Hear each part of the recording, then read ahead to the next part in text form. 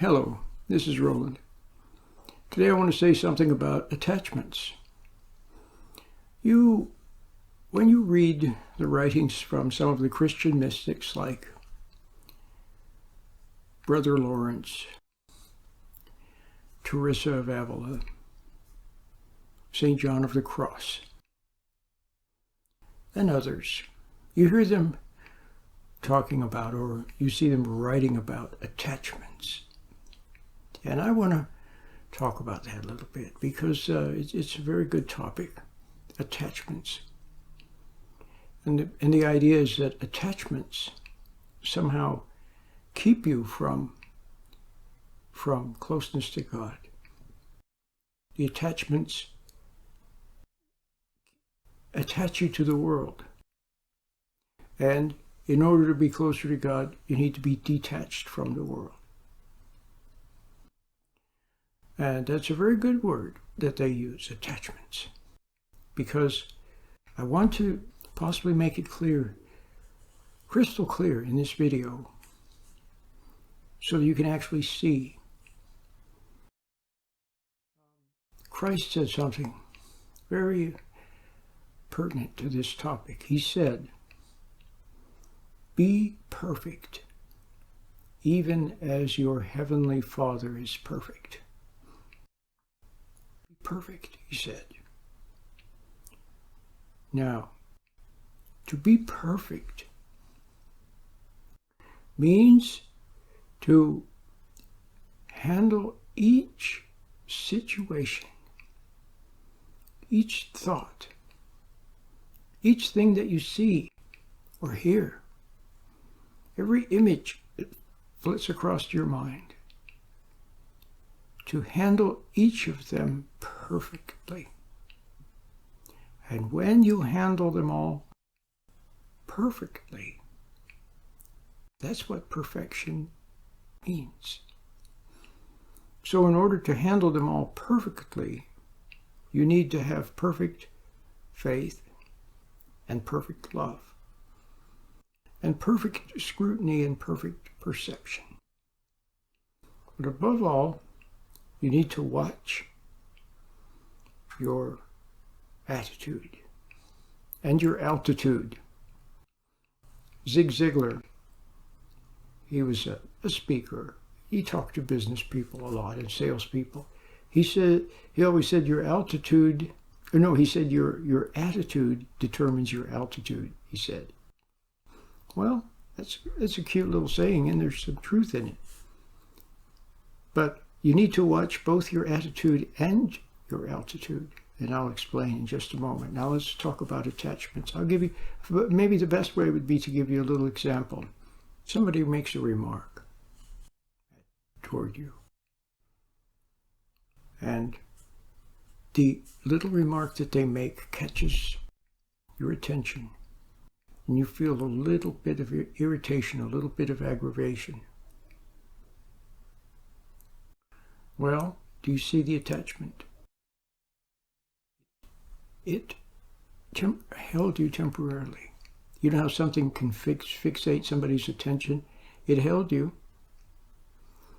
And of course it got to you a little bit. But then after that, you'll have a memory of that. And the memory will come to your mind of the remark that they made. And for a moment, it will hold your attention. Your consciousness will be attached to that memory. Do you see? Now, if you handle that memory with perfection, in other words, you stand back and you observe it, you watch it, you notice it, you see that you were attached, you see that they got to you, you see that you probably resented the person a little bit, you see that it's too important to you, you see that it got to your ego, you see all of that. You see your own weakness. You see your own weakness. And you also realize that you can't make yourself better. You just see it. So you don't try to deal with it in any way.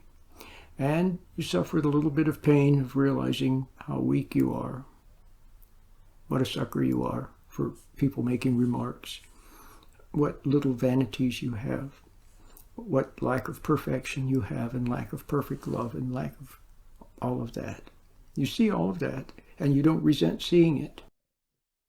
And you're a bit sorry, little bit sorry to see that you didn't really have perfect love for that person, and that something of the world is still too important to you. But how much better it would have been if you had been in a meditative state, if you had been detached. That's the word, detached.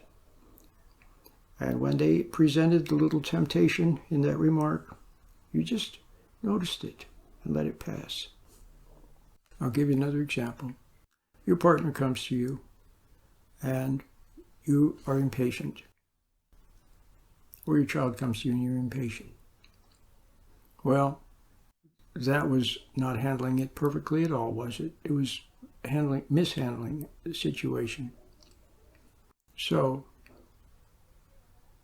having mishandled it,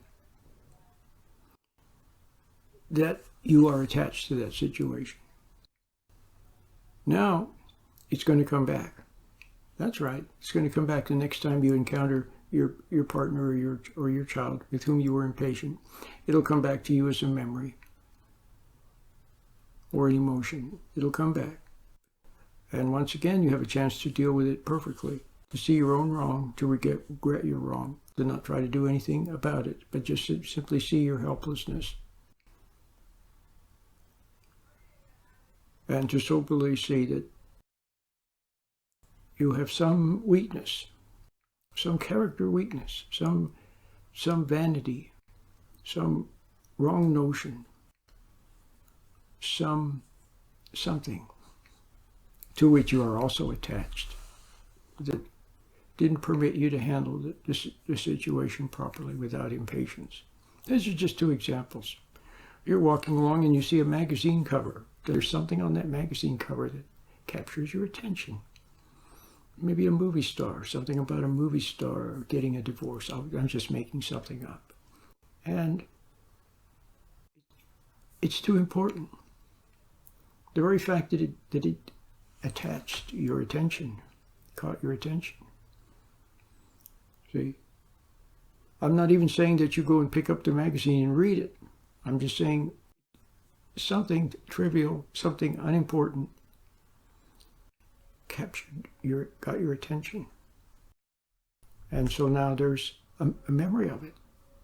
Do you see? And the more you get involved with it, either picking it up, reading it, buying it, thinking about it, telling other people about it to impress them about what you learned, or feeling good about yourself, or whatever. Or resenting having been interested in it, or resenting someone seeing you reading that magazine, or whatever it is. All of those are attachments. You see. Now, ideas too, thoughts in your mind, that you get carried away with thinking about what you're going to do or worrying about something. You didn't get a letter today and you were expecting it, and now you're worried, and then you start fabricating, well, what if this and what if that? And see, the moment you start dealing with that thought improperly, by getting involved with it, by trying to do something about it, by toying with it, it's an attachment, becomes an attachment. Do you understand?